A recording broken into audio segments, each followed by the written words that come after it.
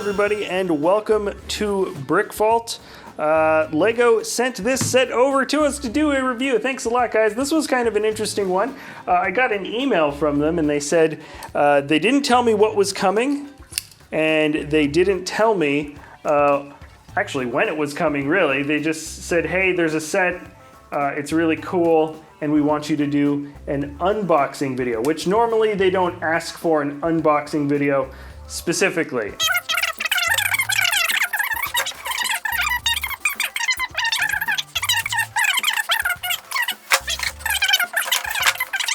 Did I do this upside down? No, I don't think I did.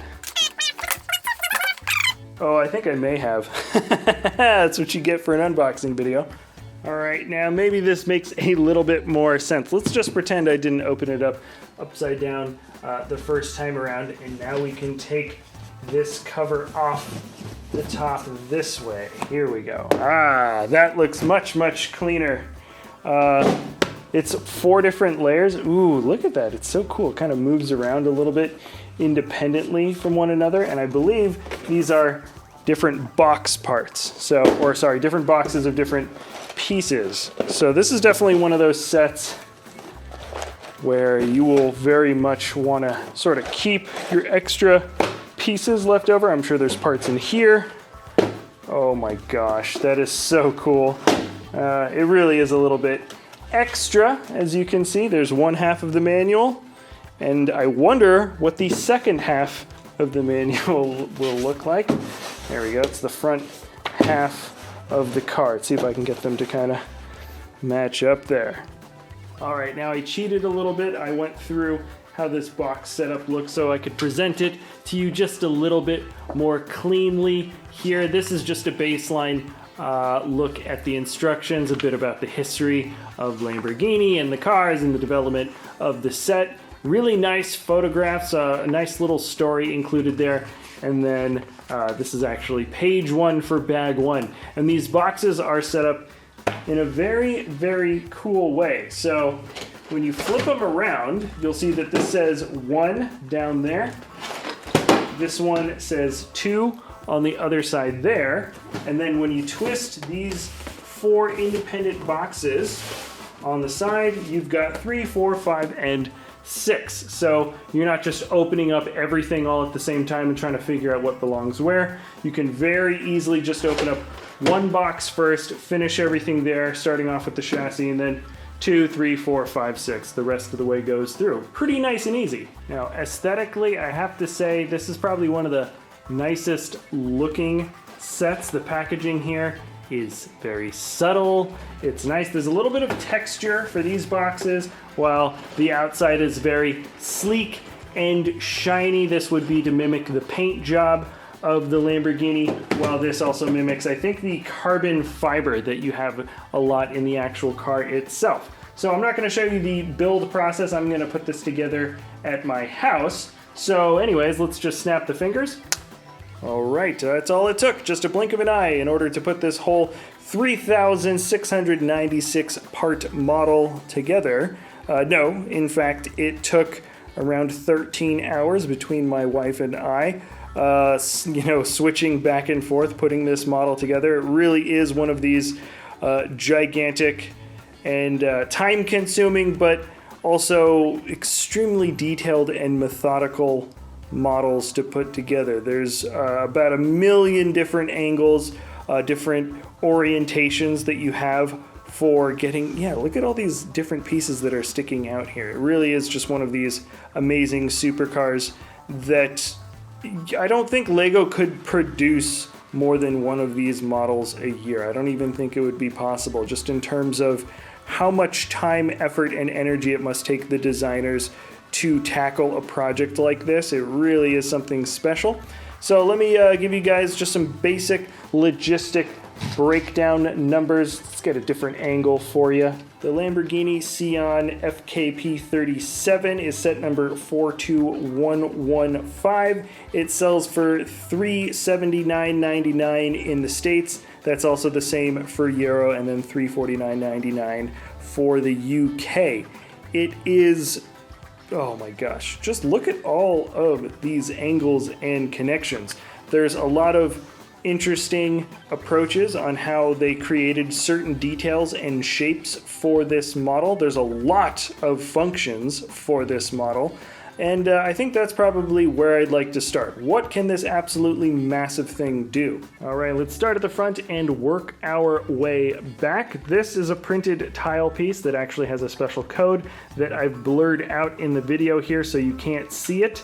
I think you can enter that in online and you might be able to get access to something. I'm not totally sure. I haven't actually checked it out yet, but this is the little tote bag that goes in the front. Of course, the engine is rear mounted, or I think it's mid mount. I think it's rear mounted. Great looking feature here though. So this is the first front feature. Next up is the very iconic scissor door feature. So both of the doors can come up like this. They kind of come up and outward. If I show you that angle from over here, you can actually see they don't just go straight up, but instead they flare outward a little bit as well. One more time, that is up and out. It's a little bit easier to see from this lower angle, so they flare away from you. On top of that, of course, you can move the side mirrors a little bit, but that's not really much of a feature. Now here's the here you can see a little bit of that function in there with the door being held up. It's got enough tension to stay on its own, and then you can kind of just knock it back that way. But I actually chose this angle to show you guys the wheel turning function like this. It's a little bit easier when I lift up the weight in the front, but obviously I'm turning the steering wheel, and when this thing is on the ground, you can still pull the wheel, but there's, you know, it's a big heavy model, so there's actually a bit of tension in order to get the wheel to turn one direction or another. You really do have to really push on it in order to get it to work. But once I lift it up, it's actually very quick and easy. There's actually not that much resistance when it comes to this function. It's really, really efficient, but when it comes to a model of this size and weight, the wheel turning function will always have just a bit of extra effort. I really do have to kind of like pinch and twist. Now there are still more features on the inside of the cab. You don't just have the ability to turn the wheels, but there's also paddle shifters that switch between, I believe, 8 different gears. So you can actually, see if I can come around the other side. You can pull the gears this way, and then you've also got this center console piece that switches around as well. Now, I don't exactly know which gear I'm in most of the time. And when you roll this model around, and that's because of its considerable weight, when you switch around between the different gears, you don't really feel much of a resistance because it is such a big and heavy model. This is, I think, like 3 kilograms, almost exactly 3 kilograms. So that's pretty heavy. So between, I think, the 8-speed gearbox, there's just, you can't hardly feel a difference between any of it. When we were building this, you could see the pistons going up and down in the 12V engine, and you could see them moving up and down a little bit faster or slower depending on which gear you had this in and you were twisting the drive shaft around. So there is, like, the gears do work, but I do want to say, yeah, you won't really be able to tell. And check this out. Look, this is all-wheel drive, which is, I think, a new feature for any of these supercars. So you can see the wheel moving independently here in the front, but it's also being pulled forward and back as you pull the model. So that is a cool new feature. And I totally forgot, I know people will call me out in the comment section below. Yes, you do have the ability to lift the doors by pressing down on some buttons in the back. No, I can't really do it one-handed, but I can do it two-handed. That is a pretty cool feature. It's perfectly hidden. You can hardly see how it works, but it works incredibly, incredibly well. Let's talk about the bottom features, which I like a lot. First of all, you can see that I can turn just one wheel, and this doesn't have to turn along with it. That's because it does have a built-in rear differential. You can't really see it, but it's right there, so that is awesome. And then as you play around with the paddle shifter, There you go. You can actually see yourself cutting between the different gears, which is pretty awesome. See how after I think 3 pushes on one side, it overall changes. It changes the next level of gears. Oh my gosh, I can't even grab. There we go. Pretty incredible. Now you can't. It looks cool, and I'm glad that you can see this, but it isn't going to have an effect on the model really. It's more of just like you get to say to people, "Hey, it's got a giant gearbox," and you can see it, and you're like, "That's cool." But it doesn't really affect the way this thing drives. What's actually cool is the rear differential, because you can turn one wheel at a time, and the fact that it is all-wheel drive. Those I think are the more cool and more functional features. Now there's also a really cool feature, and it's only located at the foot of the driver's side. You can pop this back spoiler up and down from the model here, which is pretty sweet, and it stays up on its own tension, drops back down, stays there on its own tension. And unlike the Lamborghini Countach, for example, this back spoiler does have an added benefit of keeping some weight down in the back of the car when it is going insanely fast. I think its top speed is 350 kilometers an hour, and it's got, what, 819 horsepower. It is the single fastest Lamborghini that exists today. In general, you will notice just tons of flexible lines that pull these great angles across the entire car.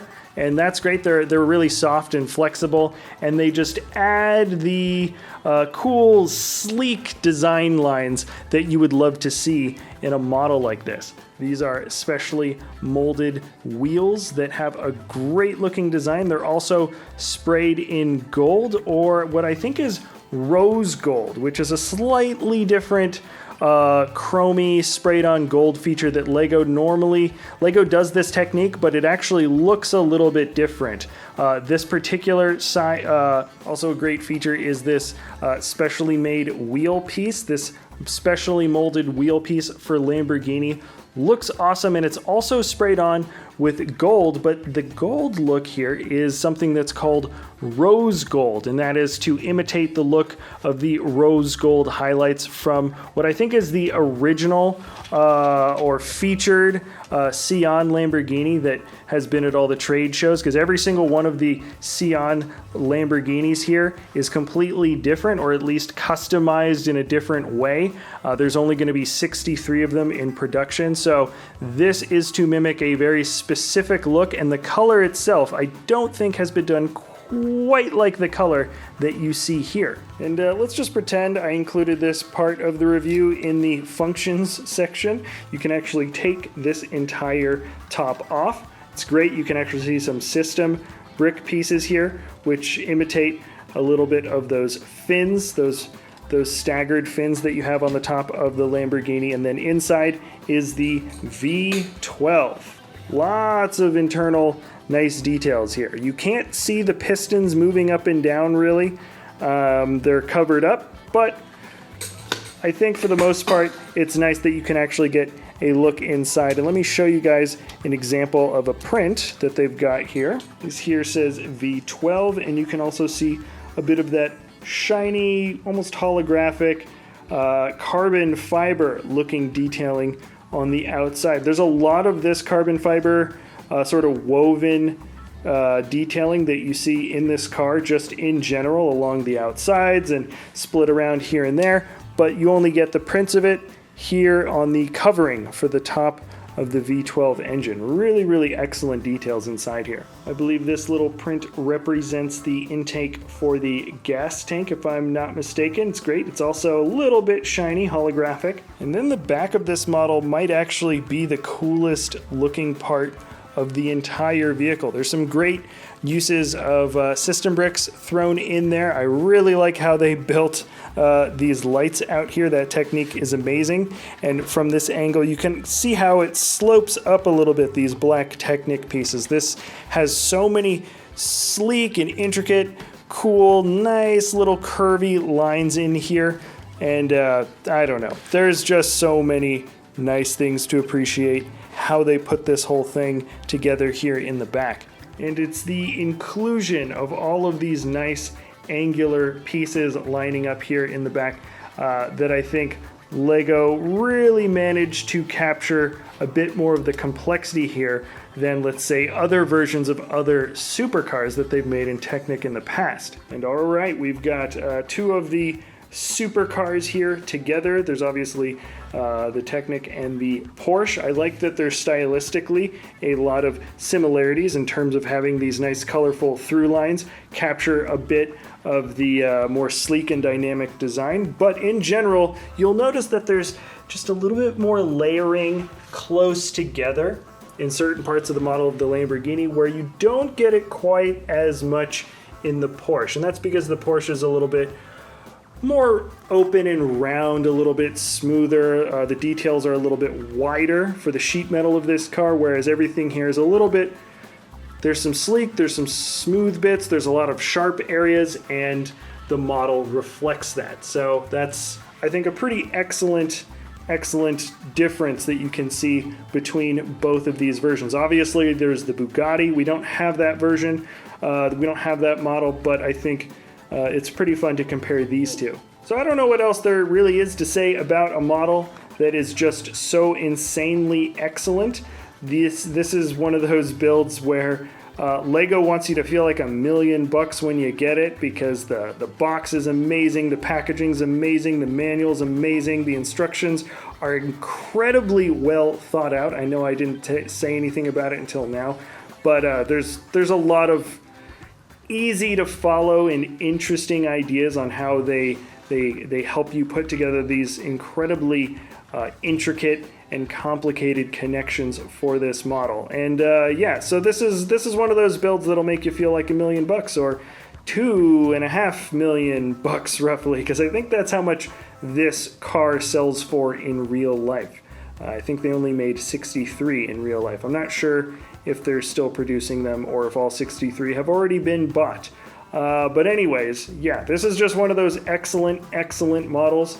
I like the color. I know it was trying to imitate a more golden green color, which is, I think, a specific Sian, which is what this model is supposed to look like.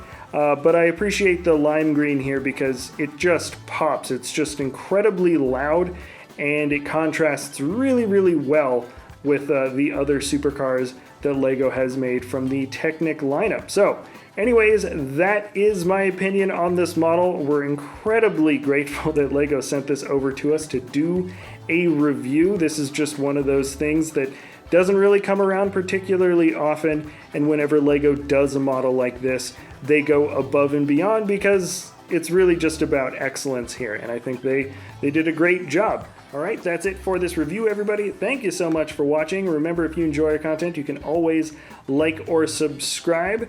And righto, we'll see you next time at BrickVault.